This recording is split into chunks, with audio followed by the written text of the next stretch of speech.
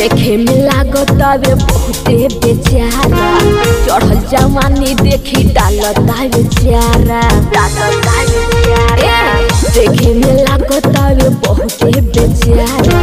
चढ़ल जवानी देखी डालता बेचारा हमके खेले के इशारा करे हाँ किया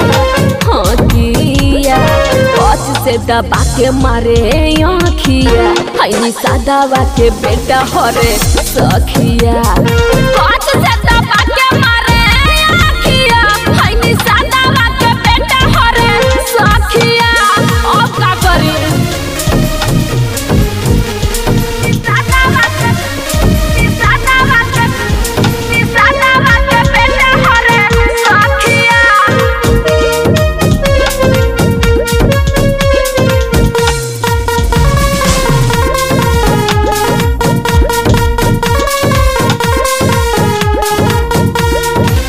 बघावा बिरादर कहल जाला मलहाना के नामावा बतावे जल वंशी घराना के कहे मन बुना सुना हमर बात के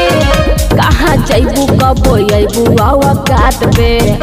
जीव डरता करे ना लागे घटिया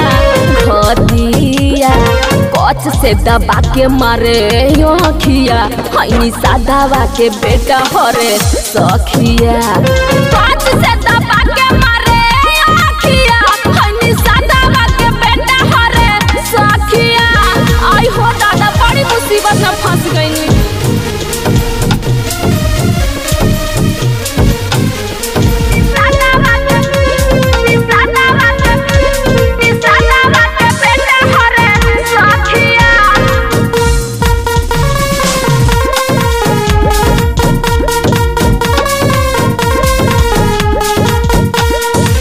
राम अवतार कहे हई रंग बाज हो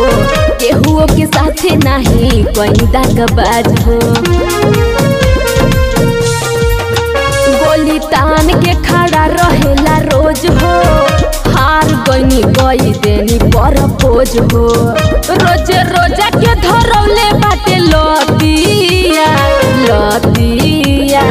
कच से दबा के मारे आँखिया हईनी सादावा के बेटा हरे सखिया।